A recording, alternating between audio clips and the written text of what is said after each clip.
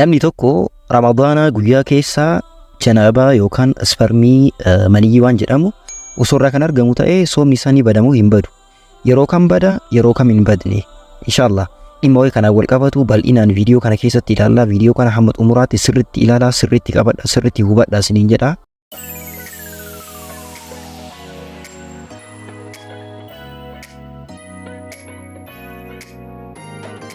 Bismillahirrahmanirrahim. Assalamualaikum warahmatullahi wabarakatuh. Janaabaa fi sooma.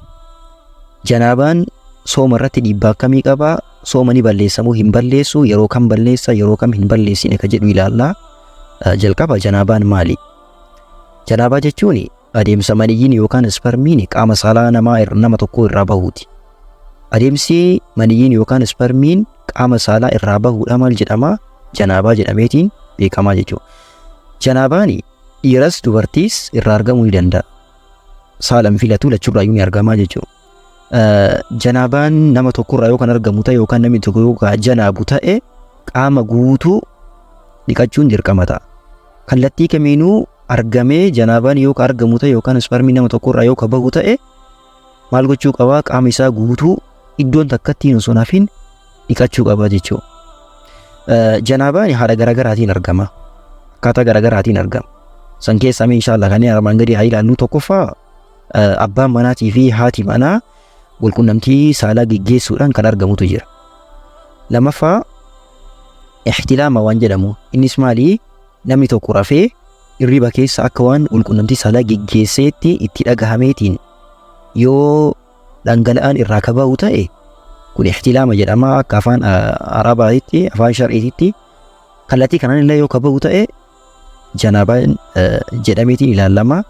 Sadaffaa masturbation waan jedhamu yookaan fedhii ofiin ofirraa baasu, meeshaa fayyadamee, harka ofii fayyadamee kallattii kamiinuu fedhii keessa of seensiseetiin fedhii harka isaatiin yookaan meeshaadhaan ofii isaatiin ofirraa baasuun masturbation jedhamee beekama. Kallattii sadan kanniin argamuu danda'a. Kallattii biraatiin illee ni argama. Sooma kamtu balleessa?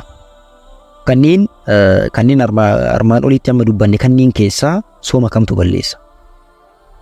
Maniyyiin namarraa argame hundi sooma hin balleessu. Sooma kan balleessutu jira, sooma kan hin balleessinetu jira.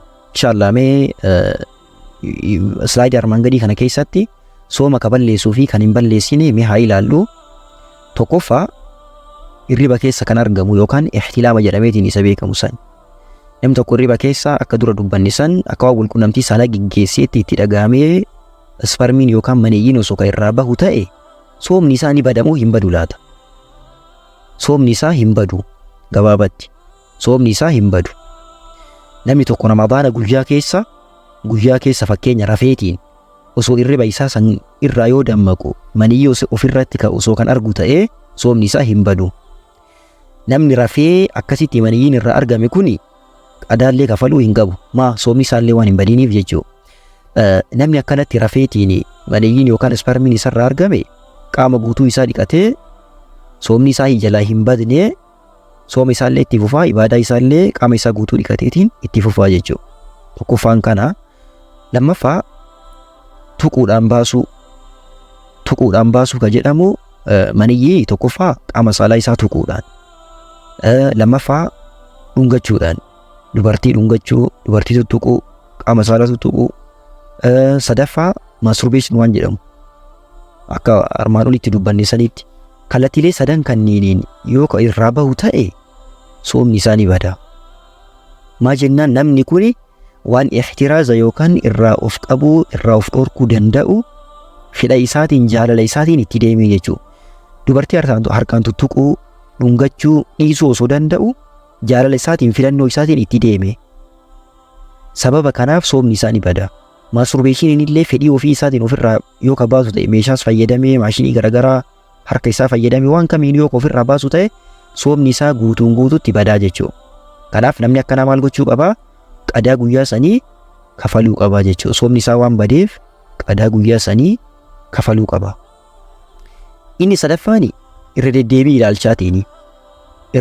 ilaalchaatiin soomni ni badamoo hin badu laata?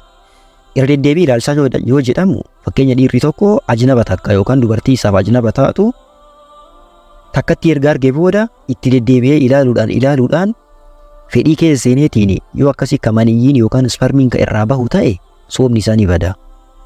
Irra deddeebii ilaalchaatiin yoo ka ta'u ta'e. Kanaaf namni akkana dalagee maal gochuu qaba? Qadaa guyyaa sanii sooma san qadaa guyyaa sanii kafaluu qaba soomni isaa waan badeef jechuudha. Sababni soomni isaa badeef maaliif jennaani namni kuni fedhii waan kanarraa yookaan shahwaa kanarraa osoo of qabuu danda'u jaalala isaatiin fedha isaatiin itti waan deemeefi jechuudha. Lammaffaan ilaalcha yeroo takkaatiin fakkeenyaa dubartii osoo akka tasaa deemu ijoollitti bu'ee ilaalcha yeroo takkaatiin sanirraa fakkeenya maniyyiin osoo ka irraa argamu ta'e yookaan isparmiin osoo ka irraa bahu ta'e soomni isaa hin badu. Maa jennaan ilaalcha yeroo takkaa kana taharruza yookaan irraa of eegiinsi hin danda'amu. Jaalala namichaatiin hin taane jechuudha. Fedha namichaatiin jaalala namaatiin isaatiin waan ta'ee miti. Jaalala isaatiin ala waan ta'eedha jechuudha. Sababa kanaaf namni ilaalcha yeroo takkaatiin dubartii akka tasaa yeroo takkatti argeen yookaan isparmiin ka irraa bahu soomni isaa hin badu qadaallee hin kafaluu jechuudha. Inni ittaanu inni afuraffaan walqunnamtii saalaatiin abbaan manaa haadha manaa wajjin walqunnamtii saalaa geggeessuudhaan. Yaa abbaa manaa haadha manaa yoo jennu zinaani guutuun guutuutu haraama kallattii kamiinuu inni dhorkama haraama waan ta'eef jechuudha. Ramadaana keessaa Ramadaana guyyaa fi halkan jedhameetiin iddoo lama qoodama.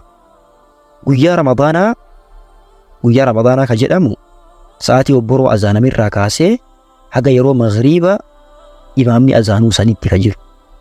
Jidduu obboroo irraa kaasee hanga maghriibaa ka jiru guyyaa Ramadaanaa yookaan nahaara Ramadaanaa jedhamee beekama. Jidduu intervaalii kana keessatti walqunnamtii saalaa haadha manaa isaa wajjin yoo kan geggeessu ta'e soomni isaa guutuun guutuutti bada. Namni guyyaa Ramadaanaa keessa walqunnamtii saalaa haadha manaa isaa waliin geggeesse soomni isaa guutuun guutuutti bada. Halkan Ramadaanaa keessa haadha manaa isaa wajjin walqunnamtii saalaa osoo kan geggeessu ta'e soomni isaa hin badu ni danda'a malee eeyyamamaadha. Abbaan manaa haadha manaa isaa halkan walqunnamtii saalaa isii wajjin geggeessuu ni danda'a. Namni Ramadaana guyyaa keessa yookaan guyyaa Ramadaanaa namni walqunnamtii saalaa haadha manaa isaa waliin geggeesse waa lamatu isarra jira jedhan ulamaa'iin. Tokkoffaa qadaa sooma guyyaa sanii kafalu. Lammaffaa kaffaaraa kafalu. Qadaan yaa'u beekamaadha. Sooma guyyaa takkatti sanii ni sooma. Ta guyyaa gaafa walqunnamtii saalaa haadha manaa isaa wajjin keessa geggeesse. Pilaas ammallee maaltu jira? Kaffaaratu jira. Kaffaaraa akkamitti kafalan? Haala kamiin kafalan? Inshaallah ka jedhu ni ilaalla. Kaffaaraan akkaataa armaan gadii kanaan kafalama. Innis tartiiba qaba. Tartiiba isaa kana eeggatee kafalama. Kaffaaraa kana kafaluu keessatti ka jalqabaa yoo hin argatin yookiin yoo hin danda'in ka ittaanutu dabrama malee afran keessaa filateetiin ka barbaade dalaguu hin danda'u. Ka jalqabaa yoo dadhabe ka ittaanutti tara. Tokkoffaani ayitku raqabatiin mu'minatiin gabra muslimaa bilisoomsuudha. Gabra muslimaa bilisoomsuu. Gabra ka jedhamu yaa'u yeroo kenna kana akkas jabaa hin jiru gabra bilisoomsuudha. Gabra bilisoomsuun kun hin jiru silaa yoo isan argatin yoo inni hin jirre maal godha? Isa lammaffatti aana. Inni lammaffaan maali? Ji'a lamaa walitti aansee soomu. Ji'a lamaa walitti aansanii soomu. Ji'a lamaa walitti aansuu ka jedhamu kana keessatti guyyaa takkallee addaan kutuu hin qabu. Guyyaa takkallee dhiisuu hin qabu. Guyyaa tokko yoo ka dhiisu ta'e soomni isaa duubatti deebi'a. Guyyaa tokkocha yoo ka soomuu dhiisu ta'e soomni isaa duubatti deebi'ee ammallee tokko jedhee eegala. Yaa'u ji'a lama jechuun guyyaa 60 kana sikweensilii odoo tokkocha addaan hin muriin taataayiidhaan maal gochuu qaba? Soomuu qaba. Inni sadaffaan miskiina 60 nyaachisu. Miskiina 60 nyaachisu. Isa lammaffaa kana yoo hin danda'in fa'in lam yastati' fa'it'aamu 60 miskiina jedha Rabbiin. Sooma yoo hin danda'in miskiina 60 nyaachisa malee osoo soomuu danda'u miskiina 60 nyaachisu. Osoo soomuu danda'u miskiina 60 nyaachisu jechuudha. Namni kanneen sadiin dadhabe osoo akka tasaa namni fakkeenya dadhabee ka argamuuti. Namni sadiin kanneen dadhabe hoomata akka isarra hin jiru jedhan ulamaa'iin. Yeroo kam dhiqatanii? namni tokko fakkeenya haadha manaa isaa wajjin osoo janaabaa halkan walqunnamtii saalaa geggeessanii qaama isaanii yeroo kam dhiqatan, akkasumas namni tokko osoo halkan fakkeenya janaabaan itti dhufee yeroo kam qaama isaa dhiqata ka jedhu mee haa ilaallu. Yeroon qaama isaanii itti dhiqatan yeroo barbaadan dhiqachuu danda'an, sa'aatii salaataa isaanii eeggatanii yeroo barbaadan dhiqachuu danda'an. Kana jechuun maalidha? Fakkeenya abbaan manaatiif haati manaa halkan walqunnamtii saalaa geggeessanii osoo kana azaanamullee ta'e rakkoo hin qabu.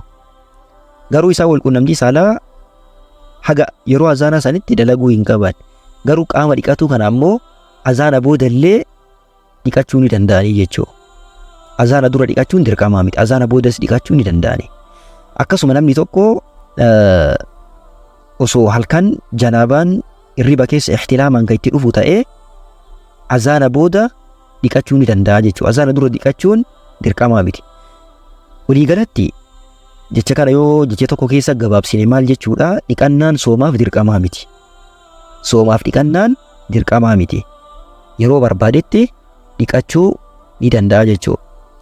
Inshaallah dhimmi janaabaa fi soomaa wal qabatu kana fakkaataa tafsiilaan yoo ilaallu wanta isiniif hin galin inshaallah yaa waan ulamaa'iin deebisaniin isiniif deebisuudhaaf ni yaalaa. Koomentii irratti gaafadha.